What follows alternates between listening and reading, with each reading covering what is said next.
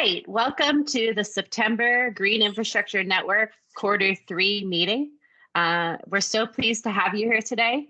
We have probably the most interesting new information, new to me and maybe new to you, that I think Jen has ever presented on. So I'm really excited to have the speakers we have here today talking over some of, at least, I don't know if I'm just so Pittsburgh, sometimes innovation is mind-boggling, but some really innovative ways of understanding and evaluating how to move forward with the financial aspect of Green Infrastructure Network and national examples, which, as we know, sometimes it's so easy for us to all have our heads down and be assuming the best management practices we already know are the best management practices, both for financing and for installing and for building.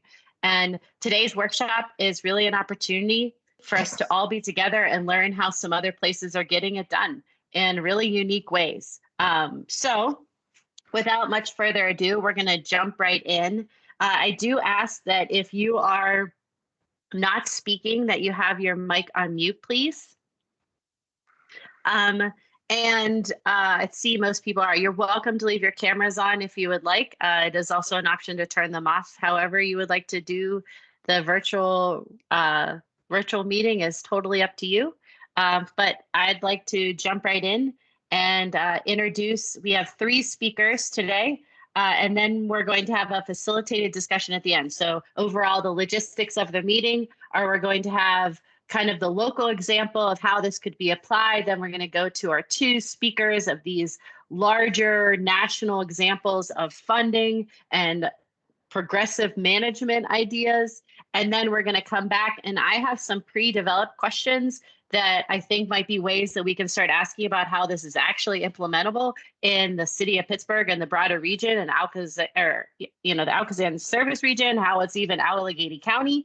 But then at the same time, that's really an opportunity for you all to dig in on maybe the particulars of how you can make this more applicable to our own region and our own projects, right? So that's the structure. We do have an hour and a half laid out for this meeting. I hope you can stay with us, but I also understand completely that if you have, at 2 o'clock, just know that the recording will be there for you, and please come back to it. And we can always follow up with additional questions and reach out to our speakers I want to keep this conversation going. The goal of today is to be the first step and then be moving forward with these things in mind. So without further ado, we're going to have a dual speaker system. So the first group we're going to be hearing from is John Stevens, who you all know and love, is the leader of the task force for the Negley Run.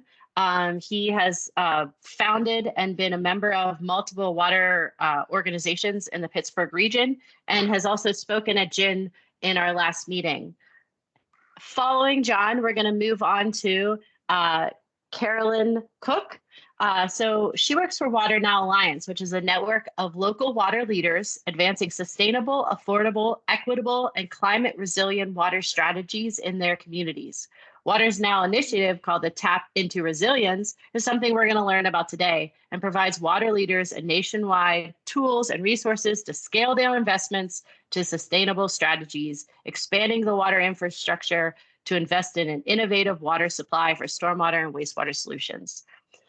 More specifically, Carolyn Cook is the Water Alliance Water Policy Director and leads the organization's work in identifying and addressing policy and legal barriers to implementing sustainable water management practices through toolkit development, legislative and administrative advocacy, and policy white papers. She is previously a partner at the Lawyers for Clean Water, Inc., representing environmental nonprofit organizational clients and federal citizen suit actions, and impact litigation advocating for the protection of California's waters and the public trust resources.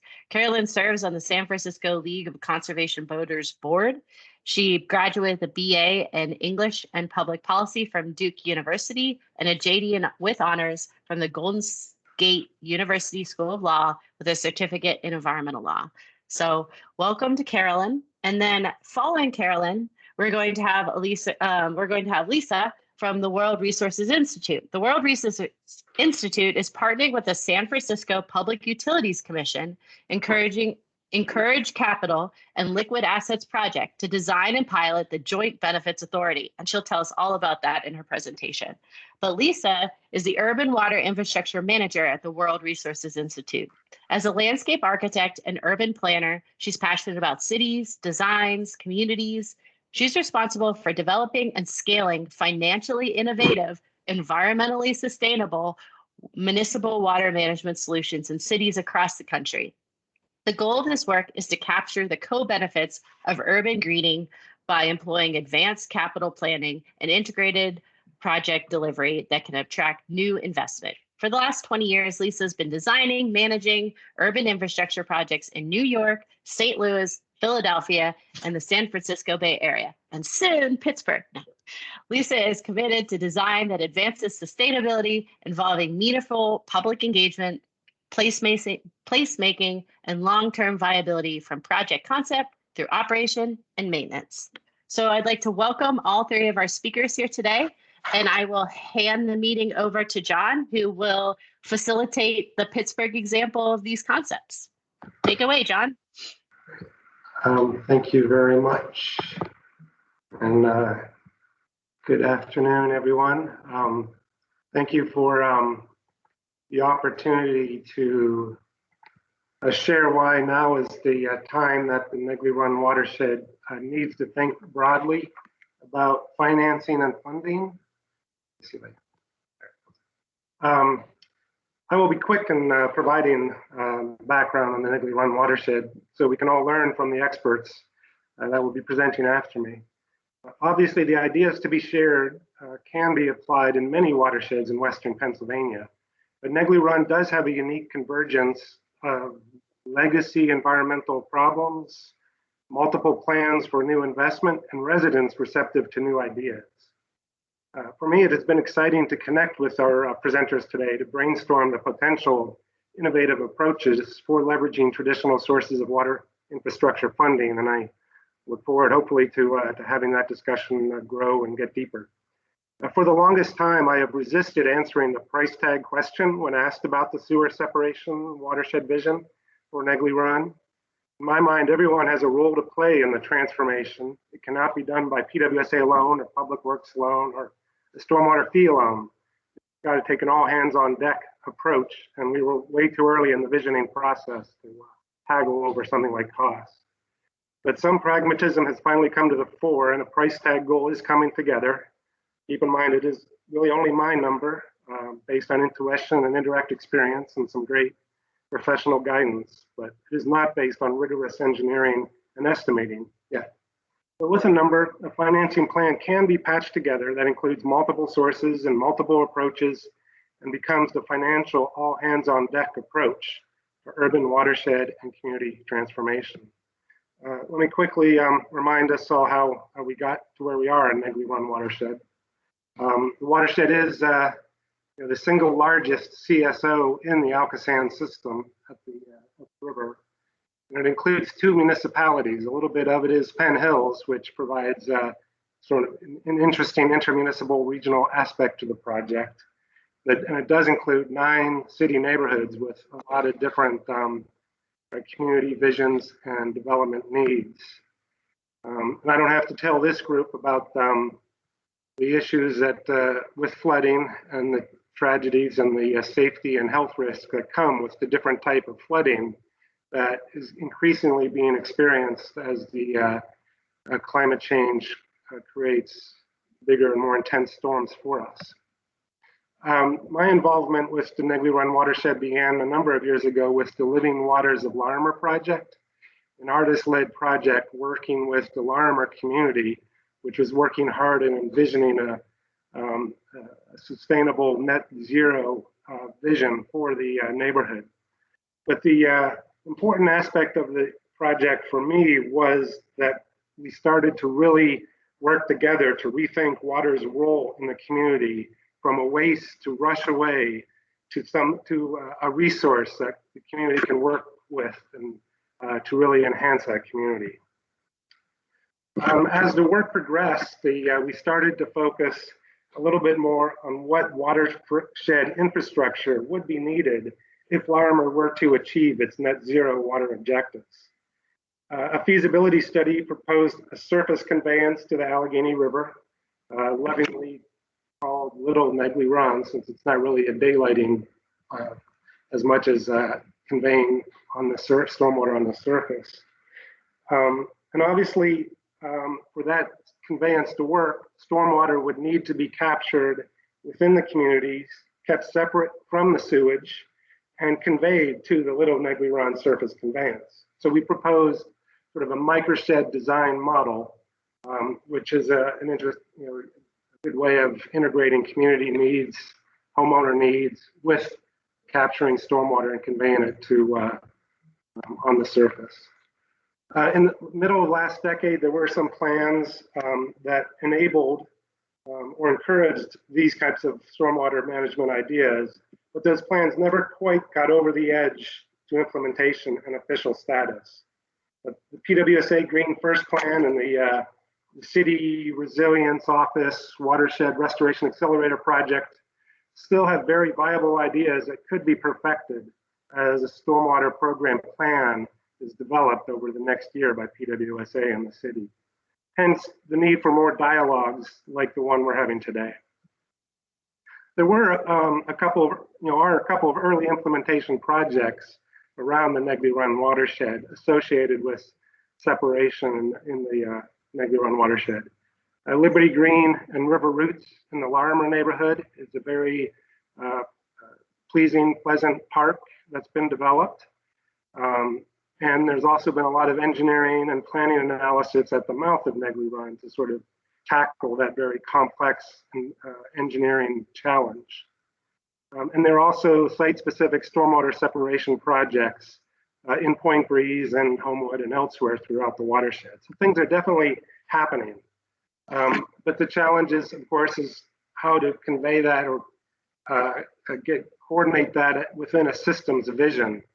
And one of the next steps for the task force has been to look at the area below River Roots in Negley Run.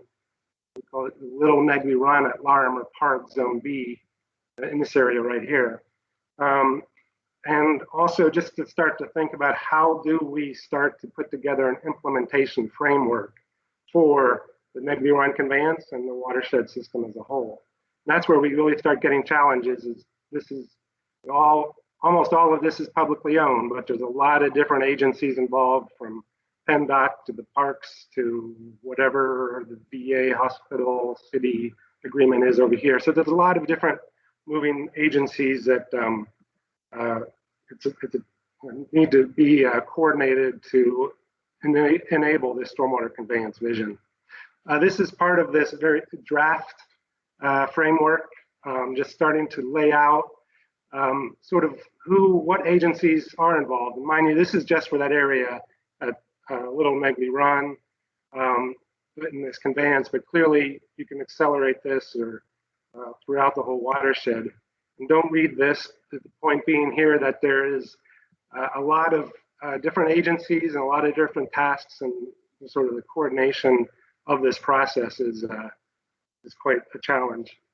Just quickly, there was some innovative financing study done a few years ago through the Green Building Alliance and done by Ethos Collaborative and others that looked at sort of what it would take to implement a pay for success model, and identified Negley Run and some of the investment opportunities at different areas within Negley Run. Clearly, the pay for success is kind of a private investment model to get the private sector to share the risks with the public agencies, but to reap the reward when successes and goals are met. But this obviously, this process needs a public agency partnership, which we're not quite there yet, but maybe it's something we could certainly keep in mind as we wrestle with innovative financing strategies. This slide just points out the array of different types of projects, public, private, nonprofit, going on within the watershed.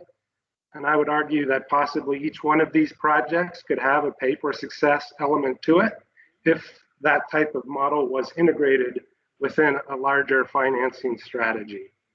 And finally, obviously there's a lot of different public fundings sources that could be accessed if there was this comprehensive watershed system vision.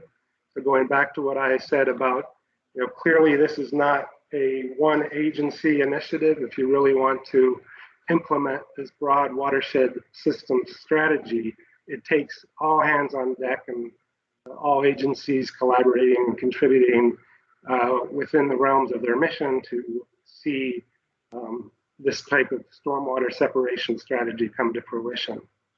So that's the Niggly Run watershed. We're obviously have miles and miles to go before we get to some of those first steps to make this happen.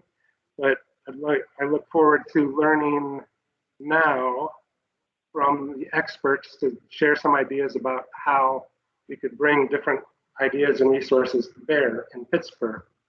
So I will hand it over to Carolyn to talk about the Water Now Alliance innovative financing work.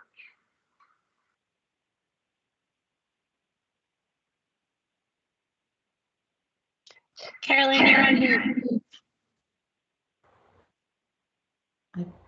How about now? Perfect. Thanks so much, John.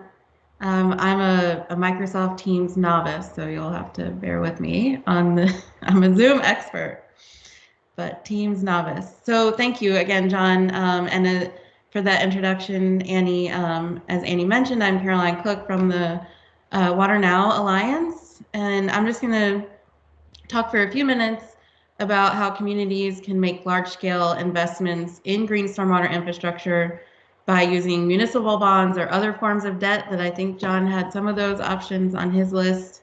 And we'll talk a little bit too about the pay for performance structure environmental impact bonds. But very quickly, just to reintroduce Water Now, we are a network of local leaders such as elected officials or appointed board members, as well as utility executive management, who are advancing sustainable, affordable, and equitable climate resilient solutions for their communities. We're about 700 members strong in 43 states. And I looked yesterday, we're about 20 members in Pennsylvania. So excited to have our Pennsylvania cohort. And we really focus on these decision makers because, as I'm sure you all know very well, their decisions do have a significant impact on how water is managed. So sustainable is a term that has meanings, different meanings for different folks. So for Water Now, just to put it out there for everyone, it means providing safe, healthy, and affordable water services for people while preserving the integrity of water resources and the environment for future generations. So equity is also a term that can mean different things for different folks. For Water Now, it means universal access to secure, affordable, safe, and healthy drinking water and wastewater and stormwater management services. And equitable water infrastructure investment should support the long-term sustainability of waterways, water systems, and utilities. So with that introduction, within Water Now's core mission and as a cornerstone campaign, as Annie mentioned, we launched Tap into Resilience to support towns, cities, and water agencies in accelerating and scaling up their investments in all kinds of on-site, localized, and distributed systems, including those distributed green stormwater infrastructure systems that we'll talk about today. So through TIR, Water Now aims to create opportunities for large-scale capital investment in these decentralized options and help communities understand how they can expand their definition of water infrastructure to supplement conventional options in meeting their stormwater, drinking water, and wastewater challenges. So you might be wondering, what is localized infrastructure? So it's those systems and solutions that are spread out over many properties that may not be owned or operated by the city or water agency, but operate in concert with centralized infrastructure and are nonetheless paid for or incentivized by the utility. So in the stormwater context, I'm sure you're all familiar with these things.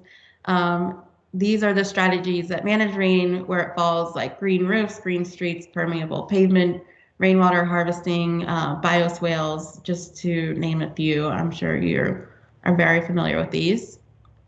And you're also probably familiar with some of the benefits of these strategies, but to highlight a few here, they can be more sustainable because they have less impact on the environment and harness nature-based systems.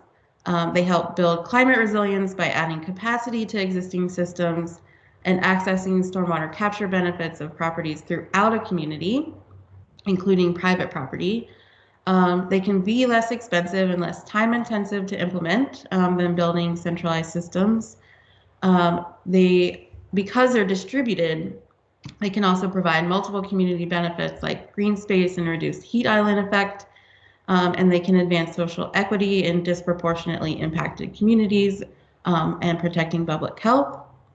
And importantly, too, they can help create local jobs around ongoing operation and maintenance.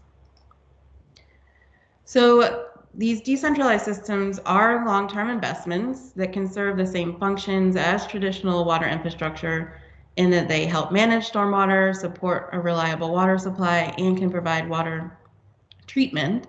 But the challenge to date has been investing in these distributed strategies at scale.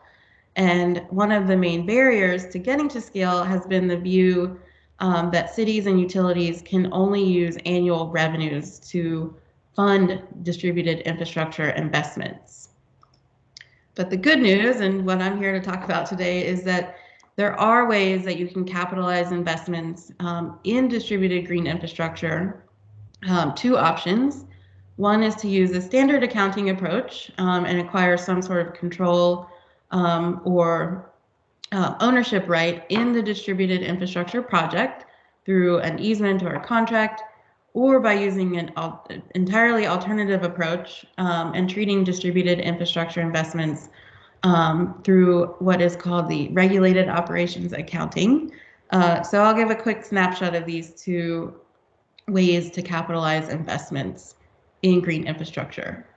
So as I mentioned, under the standard accounting approach, a city or utility either owns and operates a fixed asset, like a pipe or a reservoir or something, the traditional infrastructure, or they can control an asset, acquire control over the asset by obtaining some sort of ownership interest through an easement or a contract or other legal agreement. So Milwaukee Metropolitan Sewerage District is an example of a utility that uses the standard accounting approach to capitalize their investments in their green infrastructure. They acquire an conservation easement and a maintenance contract for all the green infrastructure projects that they fund.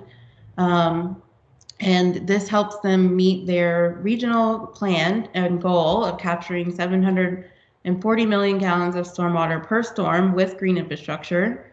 And they need to take this distributed approach because 60% of GI to meet this goal needs to go in onto private property.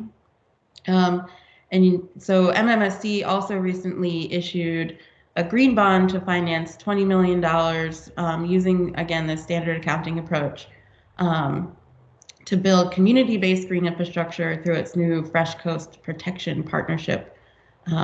So that's the standard approach example.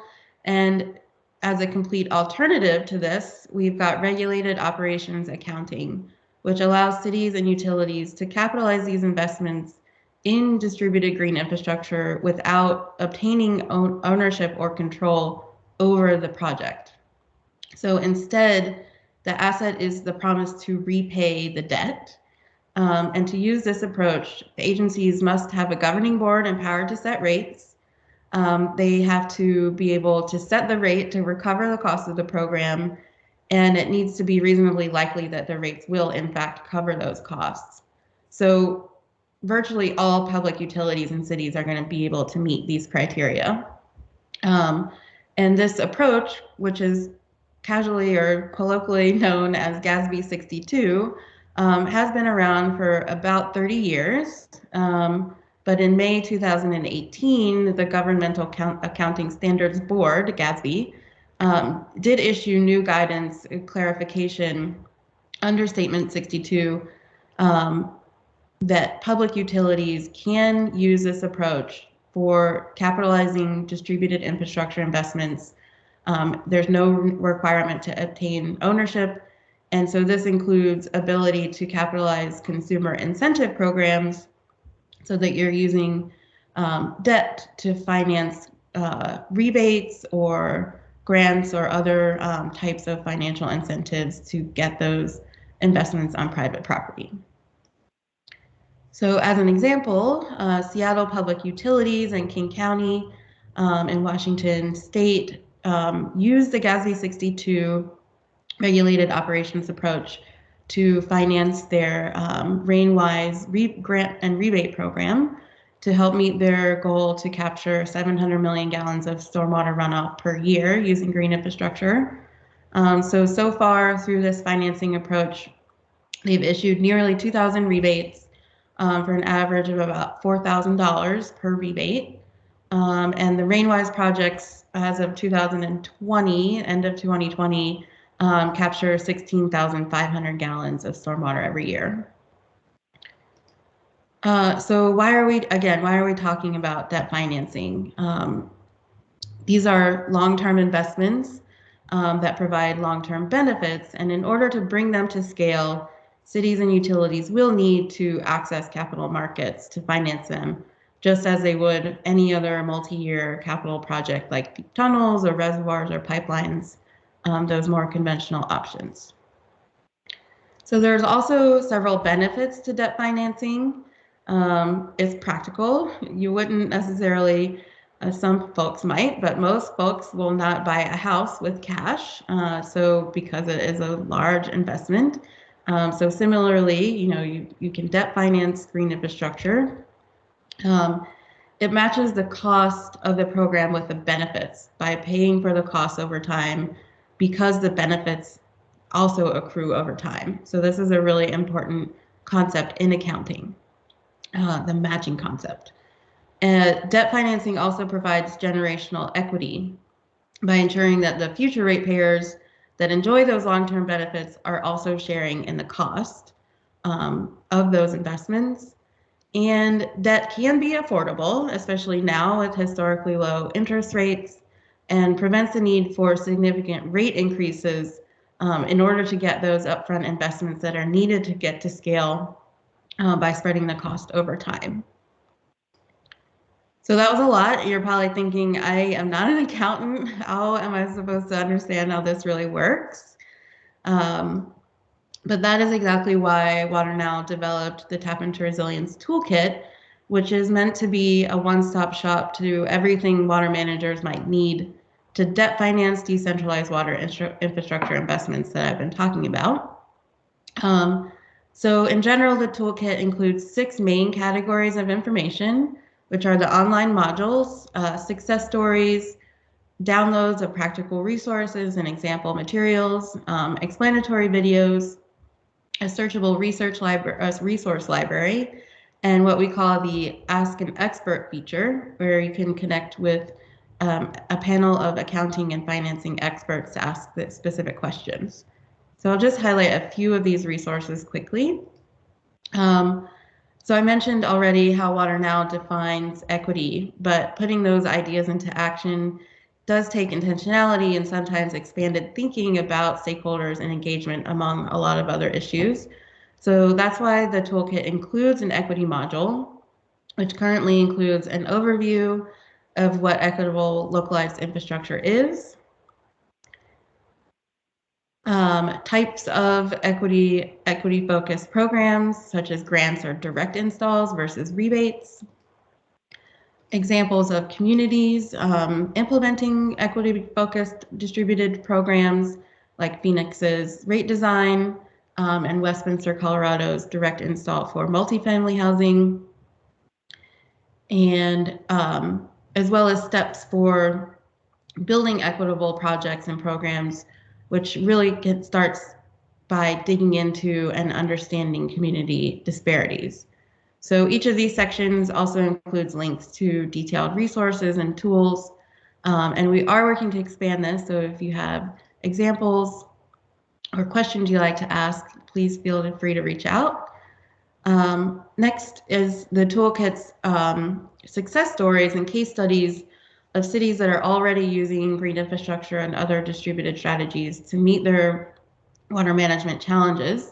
So just as one example, we've got Philadelphia Water Department's Green Infrastructure Grant Program that supported an area church and a community services center funding to install green infrastructure on their private property to bring open space and other multiple benefits to these vulnerable communities.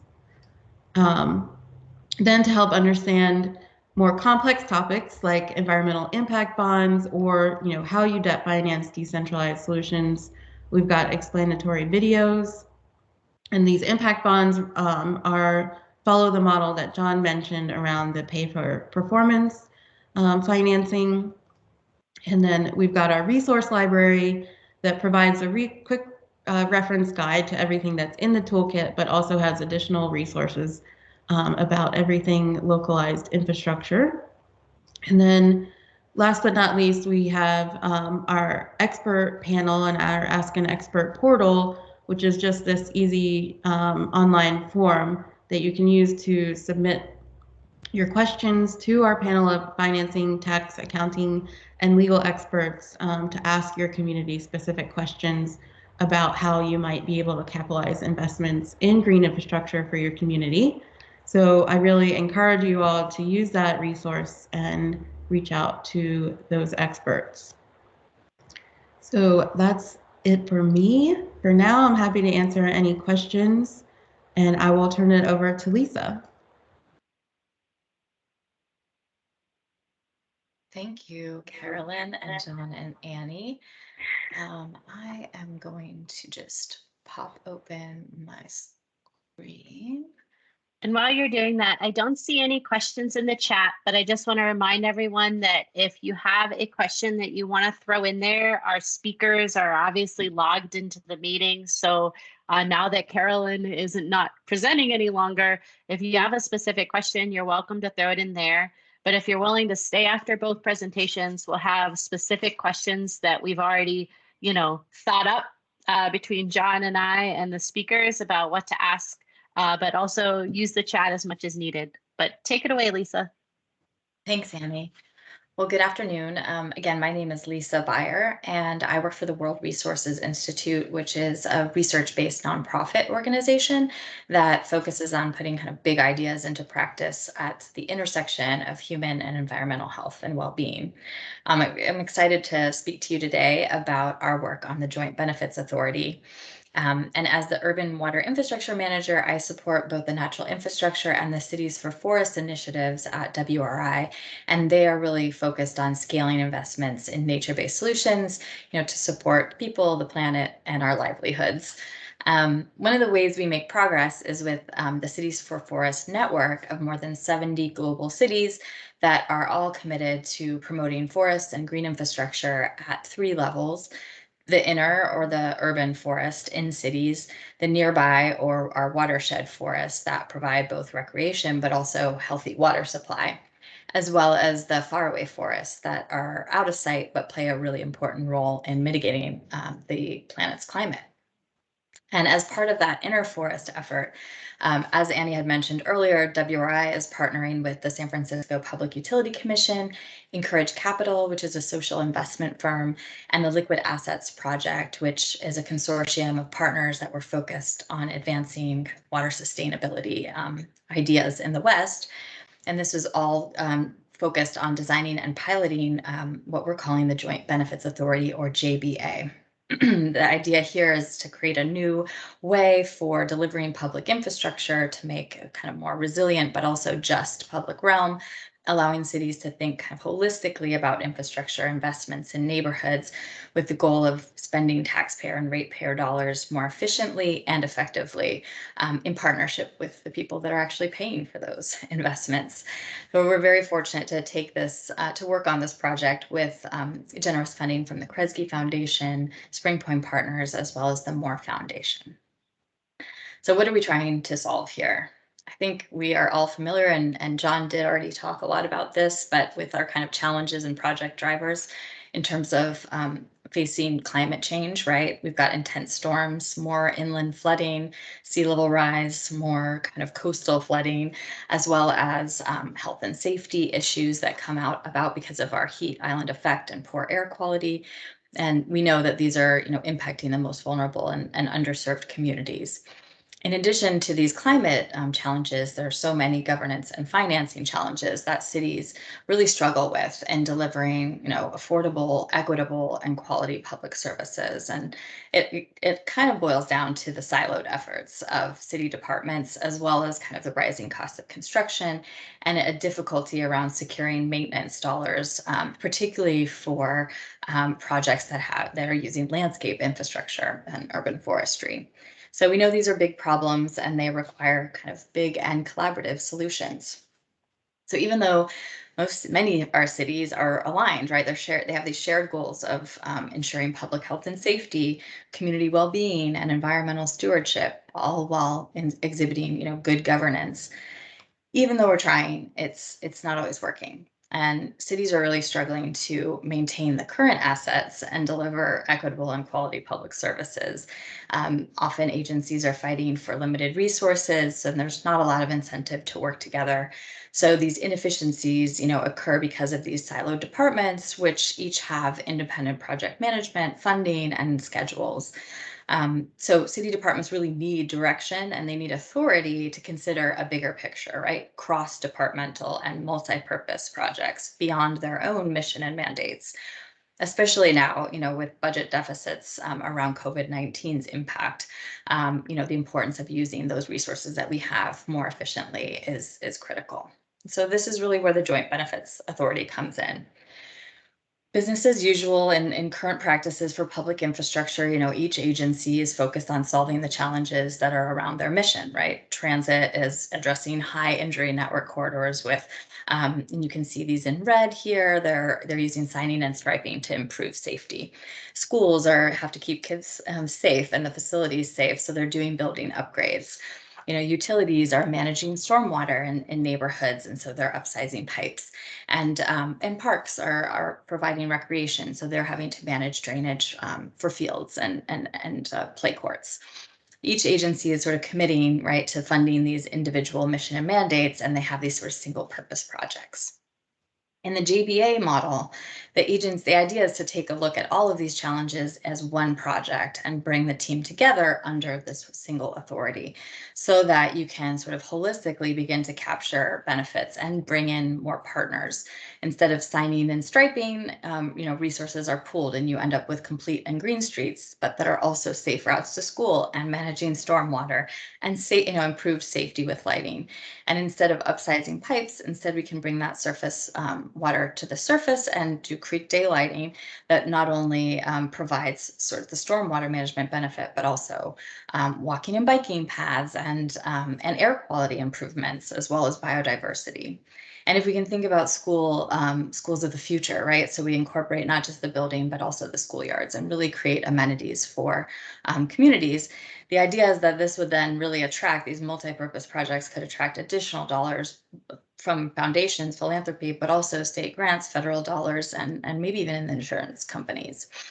So the JBA vision includes 4 key elements. The first is around establishing integrated project delivery using advanced capital planning, capturing the co-benefits by quantifying those kind of unmeasured benefits from public improvements, pioneering creative municipal financing, which is really about drawing new investors and supporting projects through their life cycle, and especially advancing social equity by ensuring that the communities have a voice in shaping the solutions that are in their neighborhoods. So the Joint Benefits Authority is based on the Joint Powers Authority model, which allows government agencies to work together to provide regional services or projects. And what we're doing is bringing that down to a local level so that within a smaller region, you could have a streets department, a utility come together. The two key elements are the formal agreement that outlines the kind of intentions, and then this independent entity. And that independent entity is the one project team to deliver and finance the project. So they work with the community and other partners, and the individual departments kind of commit to this integrated infrastructure. They're providing oversight, and they're ultimately paying as member agencies for this project. So there's one project team to kind of finance, deliver the planning, design, implementation, maintenance, and monitoring. And they're really responsible back to the community partners and agencies. So the GBA creates this opportunity to align projects from the very beginning, which then can result in these multiple benefits. And that's this integrated design approach. So not only are they more functional, but potentially more beautiful as well. And the projects can do, flood reduction through green infrastructure and traffic calming through tree planting, right? So we're getting these sort of multi-benefit efforts. We began this effort by looking at current governance practices and innovative projects and finance models, and that research really exposed kind of three key ingredients. The first being vision, kind of a plan for large-scale transformation. The second is leadership. We know that nothing really moves without a key person or department in the city who will champion an effort. And finally, political will, right? The interest by several entities to participate. And here we feel like the JBA is this opportunity to, enable district scale vision implementation, leadership from a single team, and a collaborative partnership between the community and the city, sort of bringing these shared goals to light. Just a couple of projects that are kind of inspiring of this idea. This is Atlanta's historic Fourth Ward Park, and in Atlanta, this was designed by HDR. It's an integrated stormwater pond that really was created to manage 300 acre drainage area along the Clear Creek. And so it was able to both reduce flooding in the neighborhoods, but then also provide irrigation water for the park's lawns and playing fields. And all that at a cost of $15 million less than the sort of gray underground tank would have been. Another project that I was fortunate to actually visit recently is in New York City, and this was led by the New York City Economic Development Corporation. So they really were focused on revitalizing an underutilized waterfront, and they were able to naturalize the edge with adaptation measures to really allow the water to come in and then allow it to sort of recede to a large public open space. So it's an amenity for the residents, businesses, and folks that are traveling to this area, but it's also really important for managing flooding and sea level rise. So our team has been really focused on identifying a pilot project in San Francisco. We want to test this idea out and then hopefully be able to bring it beyond. And through this kind of effort over the last year and a half, we've drafted a set of kind of steps to initiate a JBA. So broadly, this starts with a data-driven needs assessment, really understanding where the need for infrastructure investments, resilience infrastructure investments, and which communities have been underserved. Then the identification of partners, so bringing folks together. Then together, really analyzing and defining the benefits for the project. How will we evaluate the project? And then initiating the actual Joint Benefits Authority entity, moving into implementation and then stewardship. So in San Francisco, we started with the citywide mapping exercise to see where the JBA would be needed. And we took a look at kind of communities already impacted, right? So on the left here, you're looking at San Francisco City. On the left side of the map is the Pacific Ocean, and on the right-hand side is the San Francisco Bay. The water sort of surrounds three sides of San Francisco. The blue areas that you're seeing are regional sort of transportation organization communities of concern, so areas that are ripe for development and displacement. On the bottom, you're looking at CalEnviroScreen, which is has a series of criteria, but really helps us to understand kind of those neighborhoods most environmentally and socially burdened. In the middle, we're looking at our 100-year storm flooding, so you can kind of see where some of the historic creek lines lie, as well as on the bottom, sea level rise. And then to the right of the map, the right maps are tree canopy cover, which is really the inverse of our heat, and then air quality based on a PM 2.5 reading for San Francisco. And so as you look at all three lines, you start to see that the maps are starting to overlap. And so we also did a massive stakeholder engagement that started in person and of course extended into COVID times. But we had more than 50 meetings with agencies in planning, implementation, the mayor's office, as well as our community partners. And we quickly learned that there was a real interest in the concept, agreement that working together is really hard, and a need for leadership on integrated solutions. People really suggested working on existing models and structures, so things that we could sort of build off of, and healthy skepticism around whether this could actually work, whether agencies would be willing to work together.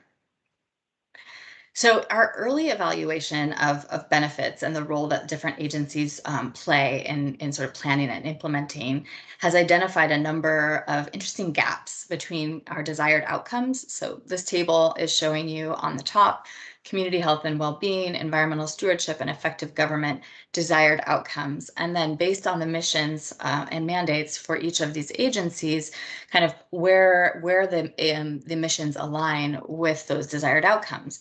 And you'll see full dots for fully aligned, half dots for half aligned, and then gray where it's like no one is really responsible. So things are falling through the cracks, right?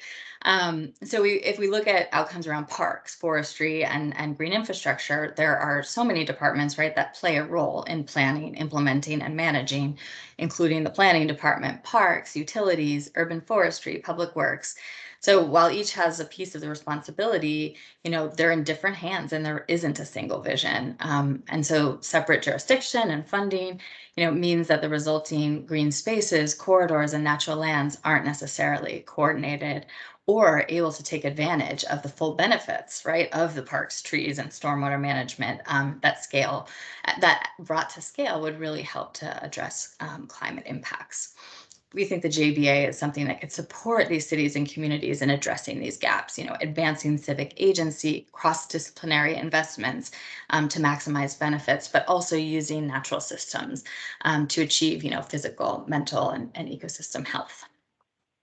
So we're exploring the pros and cons of where the JBA could be housed in the initial pilot implementation. And this chart is just showing some of our initial thinking about, how it could be from its fully realized independent version on the left-hand side, to creating an entirely new office, housing it somewhere within City Hall, whether that's in the mayor's office, the controller, or the city administrator's office. This is specific to San Francisco right now, but I think it is useful to think about the ways that this would work in many cities, or housing in an existing agency, which is somewhat the model we have today and hasn't been as successful.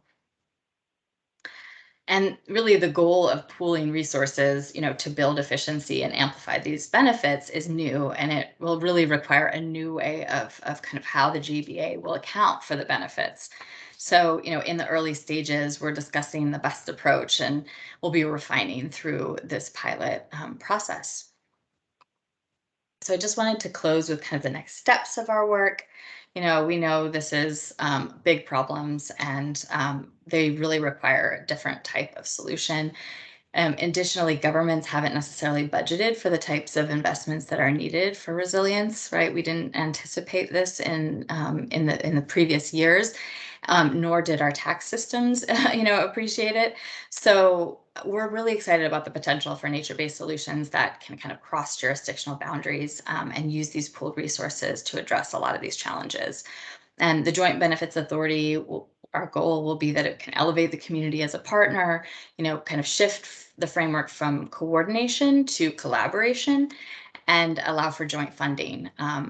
So success, will really be evaluated in our ability to focus investments in the areas of need, build efficiencies by aligning agency goals and resources, bring the community in as part of a project team, and deliver district scale resilient infrastructure solutions that provide long-term stewardship. So thank you so much. And I will turn it back to Annie. Thanks so much, Lisa.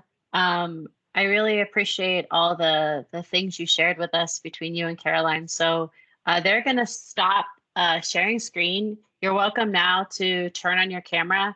Often discussion is more interesting, even in the virtual world, when we're doing it where we can see at least one person nod or shake their head or raise a fist in celebration or in anger. But we have a couple prescribed questions that I'm going to throw to the panelists now, but I'm hoping that whether you'd like to raise your hand, whether you'd like to come off mute, feel free to do so. So let's get started with the ones I have, and then maybe you'll kickstart some discussion from some of the attendees. So going back to Carolyn, so as you know, Pittsburgh is on the verge of implementing a stormwater fee, right? So it's about to happen. And how does debt financing really help those who will pay the fee, especially residential people, including myself and all the houses around me, but also the commercial properties, and reduce their fee and impact the system?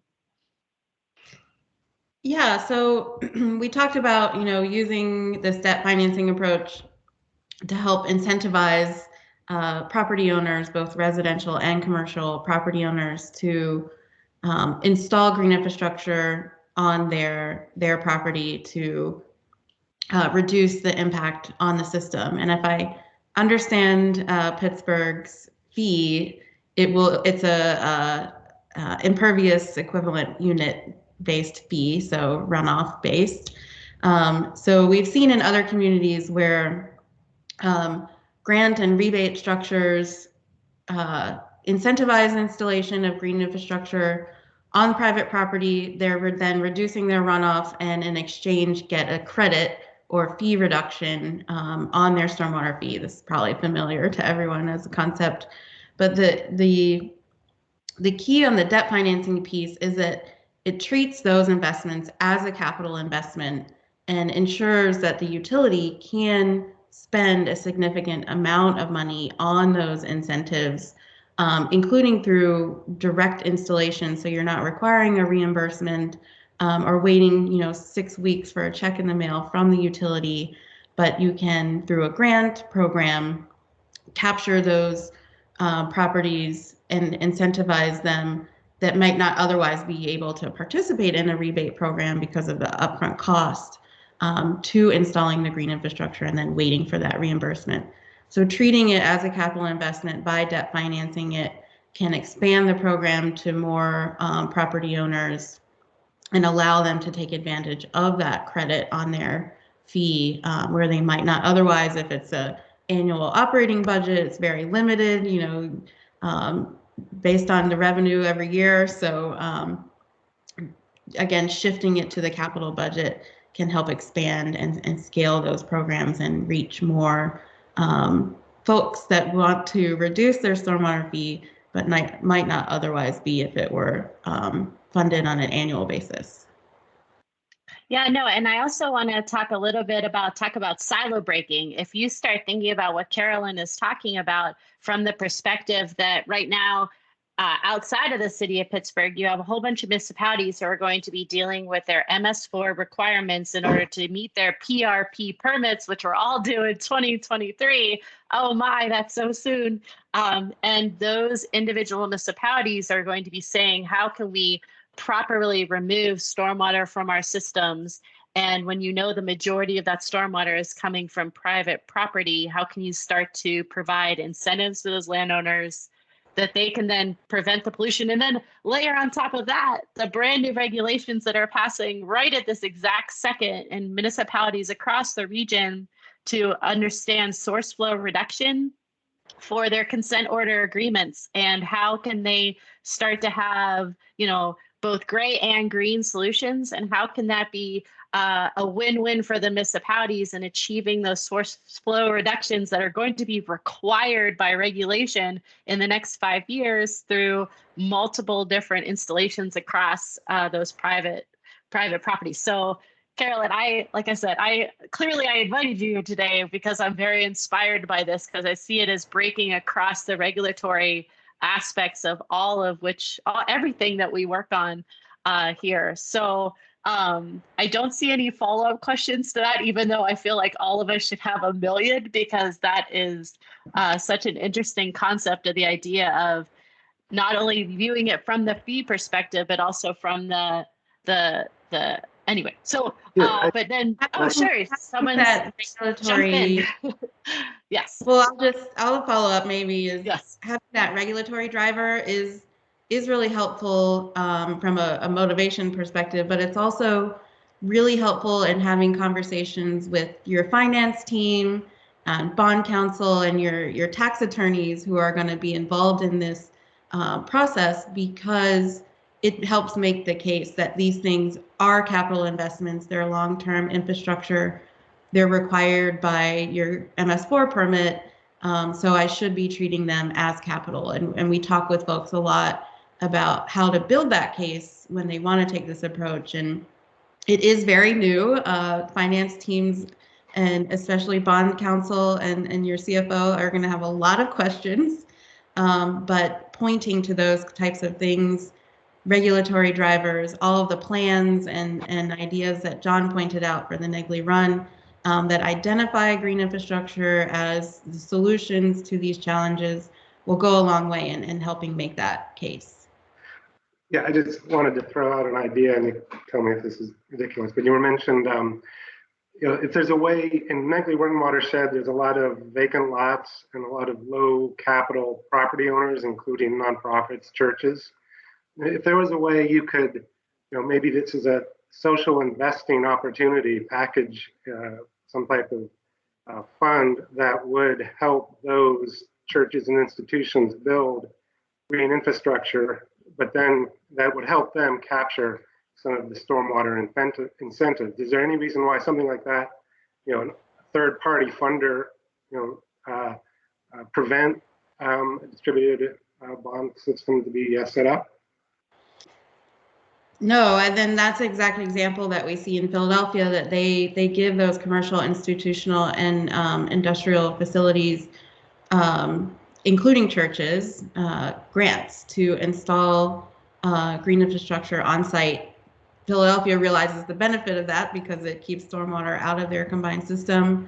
The church property also sees the benefit of that by greening their property, improving it, bringing those services to the neighborhood surrounding the church and those that are coming there.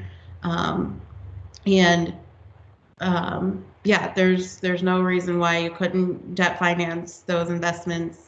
And then I guess the question would be maintaining it, right? The It has question to still work after 5 years or 10 years. The question is maintaining, and we've seen examples where the debt financing can pay for up to like 3 years of the establishment phase. So that captures some, but the Milwaukee example, they're using a new approach for the O&M question, where they're partnering with a single contractor to build those green infrastructure facilities across the region, but there's a single aggregator of the projects to help address that O&M question. And there's a lot of examples out there of different strategies, but it is an important thing to think about. Yeah, I would just add that I think it's a green job sort of link that are sometimes really hard to. We love to talk about green jobs, but having them be sort of sustainable is somewhat difficult, and because of the way that the credits work for properties they might have incentivized to build a project, but then they are credited because they're contributing less stormwater to the system, and so that small amount can be supportive of green jobs in the long run, because that's an annual kind of savings for a church or other nonprofit. One other place that has done that is with a recent example that I learned about was in St. Louis. Their metropolitan water, I guess, sewage district worked on a kind of agreement between the city and the sewage district in particular areas that were most challenging to them, that did have a high level of vacancy, and they turned them into parks, and that became you know, an actual nonprofit that funded maintenance workers through, you know, through that investment. So I think there are a lot of great examples. And we have a couple nonprofit examples of individuals doing that here in the city as well as the broader region. So it does exist, but going back to even the Joint Benefit Authority, it's the coordination across those different groups in one sustained way that can allow us to be really efficient as we're working towards these outcomes that we're looking for. Lisa, throwing it back to you, along the same line that a stormwater fee is being instituted, as you know, we have a lot of public utility coordination efforts. There's commissions and the URA and P3 and the mayor's office, and even the building and development of DOMI as a new department whenever, you know, in the Peduto administration. But how can a GBA address fatigue of those planning authorities? And also, how is a GBA different than a P3 in the Pittsburgh example? Yeah, well, I think that, you know, one of the differences with with some of the typical authorities is they're doing a lot of coordinating, right? And they're doing it at probably a city scale. And the hope is that the JBA is much more place-based, so that it's really built around a neighborhood or community, which allows you to really focus on the issues there rather than solving all problems across the city, right? It's really intended to be more focused geographically. Then in terms of kind of the separation between why don't you just use a P3? A P3, right, is a public-private partnership. And I think that they're very valuable for a lot of things. But I think our goal with the Joint Benefits Authority was to take advantage of and build efficiencies around public investments. So we have so many different departments that are sort of pieces and parts of investment. And if we could actually start to work together, I mean, there's a lot lost just in the process, community outreach, you know, surveys, you know, the sort of CEQA or environmental permitting, right? Like those things happen, you know, for each sort of agency. And I think by bringing a project together earlier, you can build some efficiencies.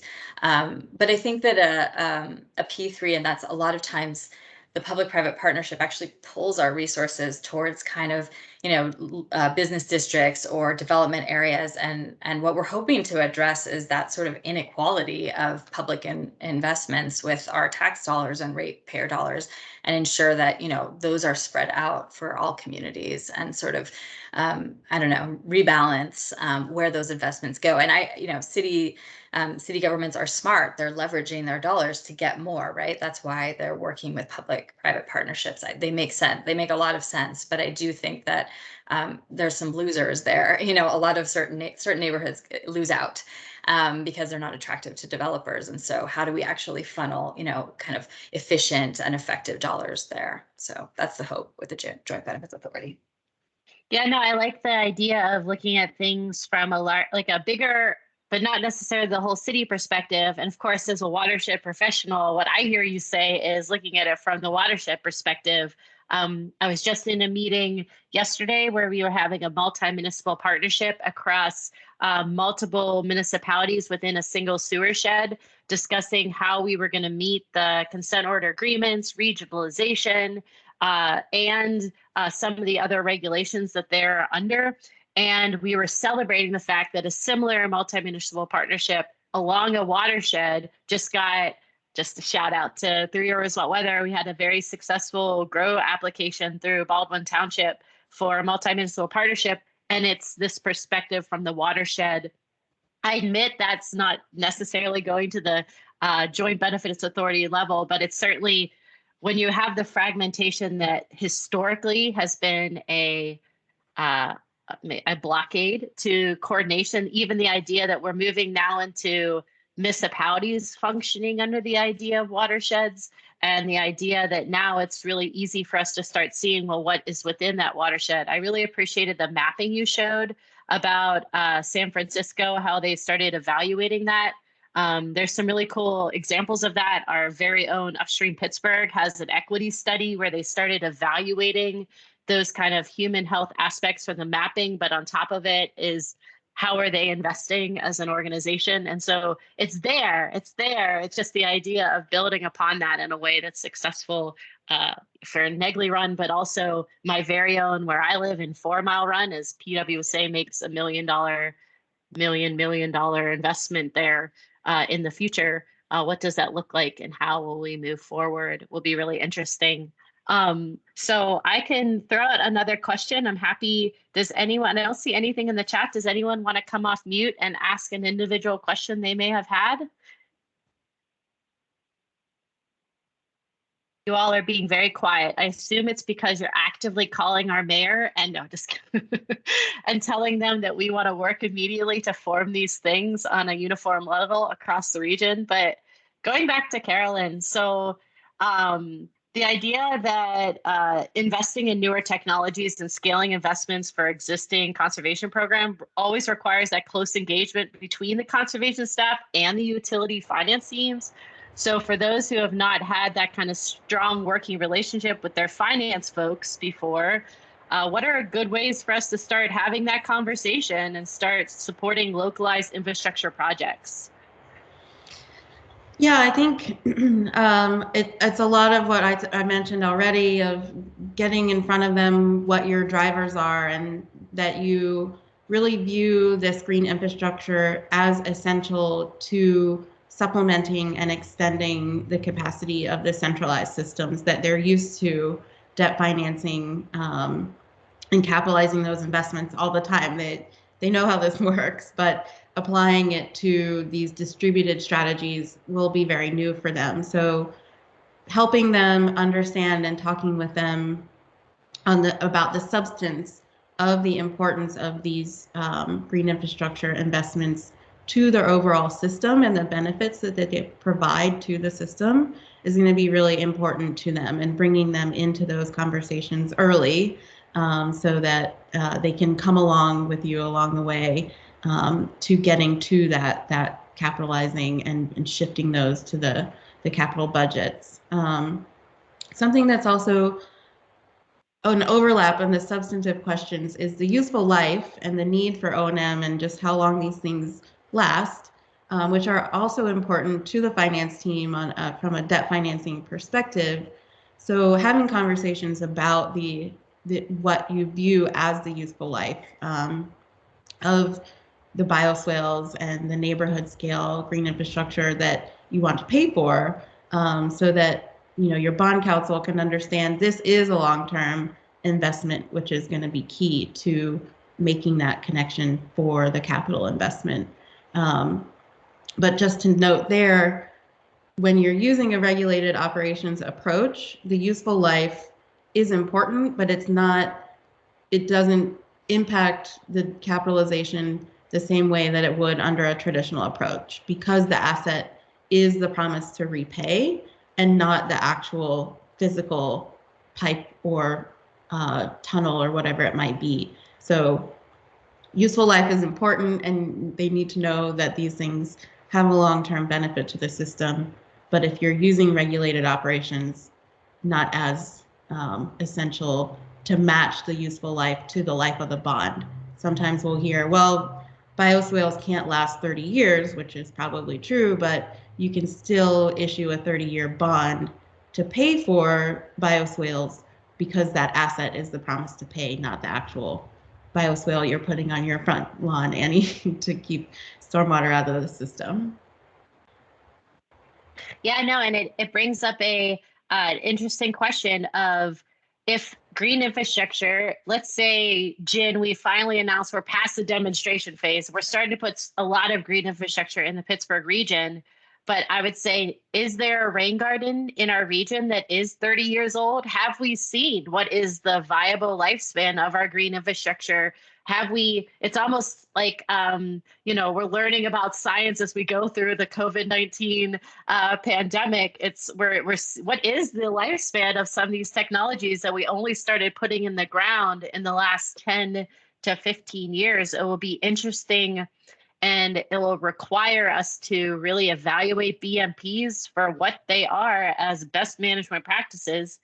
And then also, I can't wait till I attend a meeting where in Philadelphia, and they're like, gosh, you got to see what Pittsburgh's doing, because they are just leading the way and determining what are the best management practices. Because darn it, Philadelphia is just, they always get a call out in every presentation I attend. But the idea that their best management practices are being evaluated on that scale is really astonishing, because I bet not only do they know the lifespan, but they also know through monitoring how effective they are, which is a conversation we're still even having in this region. I was just in a meeting yesterday of saying, how do we properly calculate the source reduction value of a bioswale, a rain garden, a permeable pavers installation?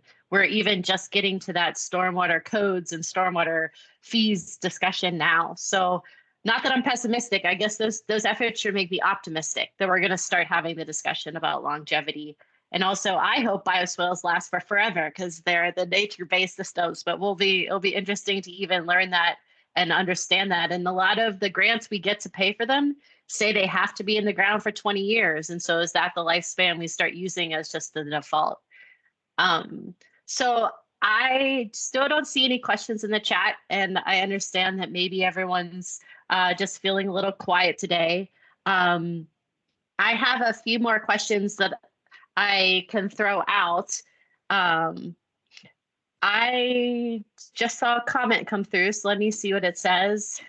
Yes, I'm happy to send updates. I will also be sending out this recording as well as the PowerPoints, as long as I have permission from the speakers to share those with you all, so you can look through them at your leisure. Also share them internally with your organizations, your governments, your entities, to start having that discussion about what this might look forward, or what this might look like moving forward, whether on the big scale, the city scale, the Negley Run scale, or across the board.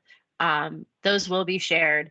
I think I'll end with, for both of your speakers, I feel like right now, a lot of us may be struggling. Just the world seems like a little bit of a scary place. I have the news read to me every morning in my alarm clock, and I've started wondering if that's a great idea, because it's a little tricky to wake up every morning and hear so much of the news that can be depressing. So from both of your perspectives and both of your works and the things that you're working on professionally that you've described today, what makes you feel most optimistic? What is really providing that passion to keep going? And is it a specific project, a specific aspect, or even a specific partner, a specific thing that you might be working on? And we'll end hopefully with some optimism today. So how about Carolyn, you go first. What's making you happy right now?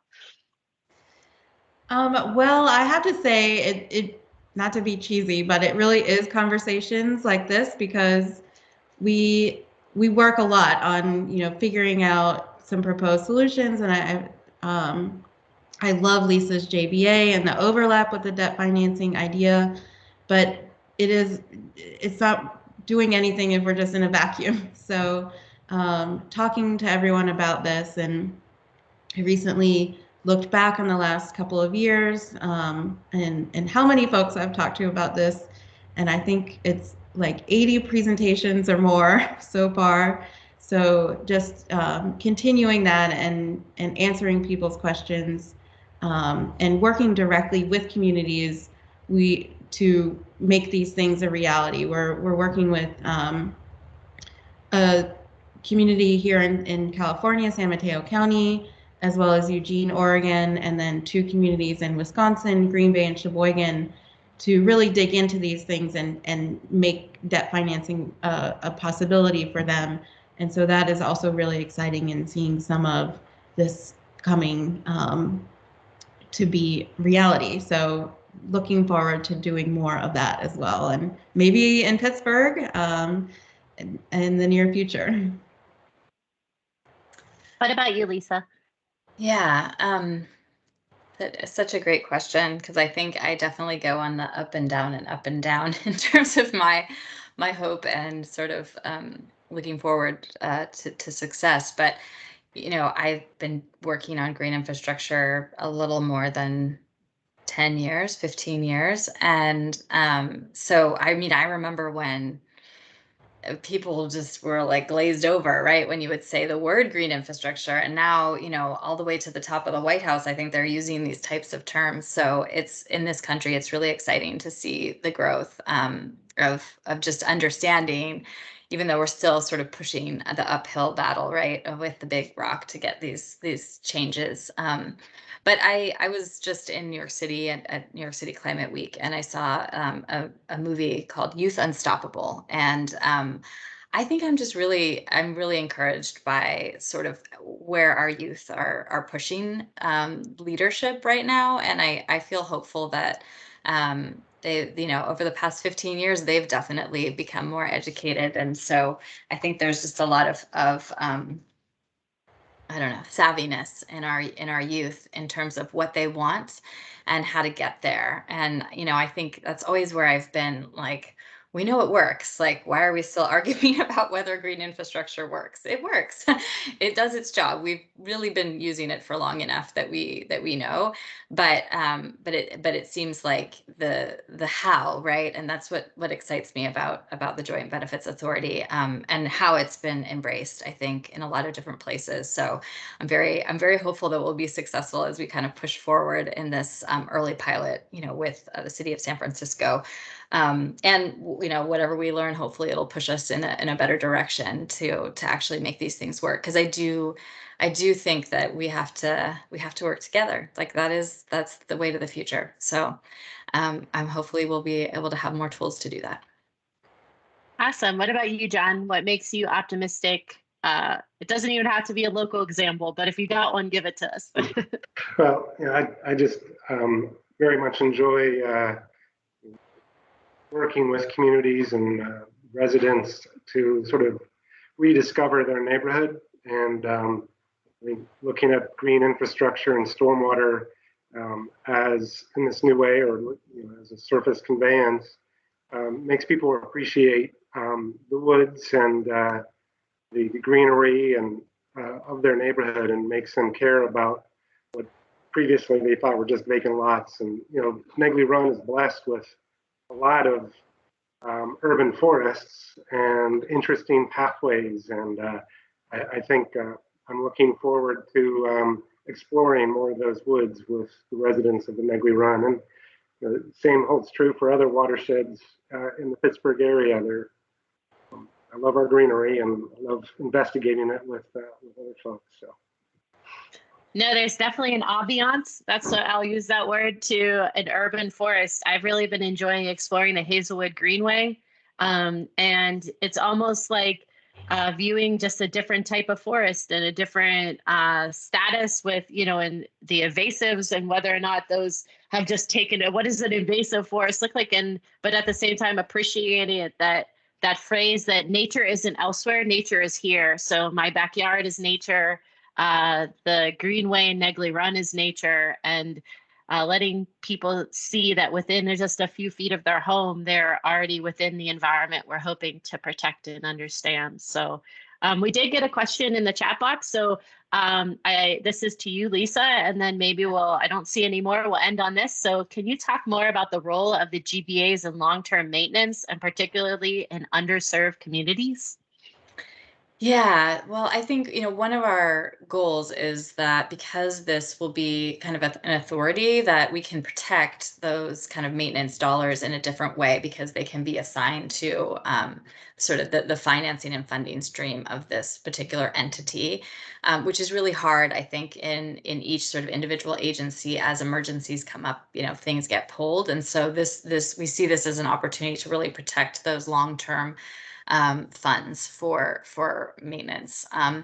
But I think, maybe your question is sort of pushing towards the relationship between the community and the maintenance. And I think we definitely are hoping that we can create a much more symbiotic and sort of participatory process that's lifting up, right, those communities. So we don't, the goal of the JVA isn't to, implant the city's project on a neighborhood, but actually to co-create and co-develop that.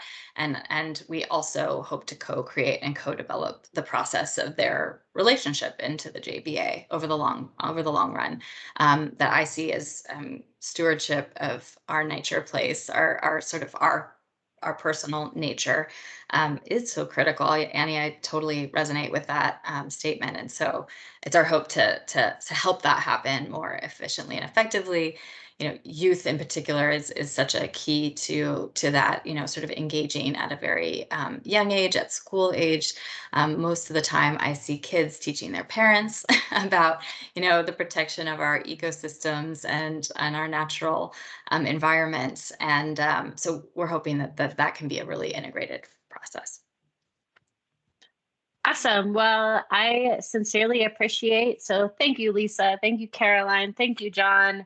I think that we got to hit on some really interesting topics here today that I hope that everyone will take to heart and even take a minute, a deep breath, and dig in on some of the links that were in the initial invite email, that you can go to each one of the websites for each one of these organizations and really evaluate their examples, their videos, their toolboxes, so that you can be successful in understanding how we can all work together to start being that example of really thoughtful coordination and also really thoughtful financing. I think we have everything we need.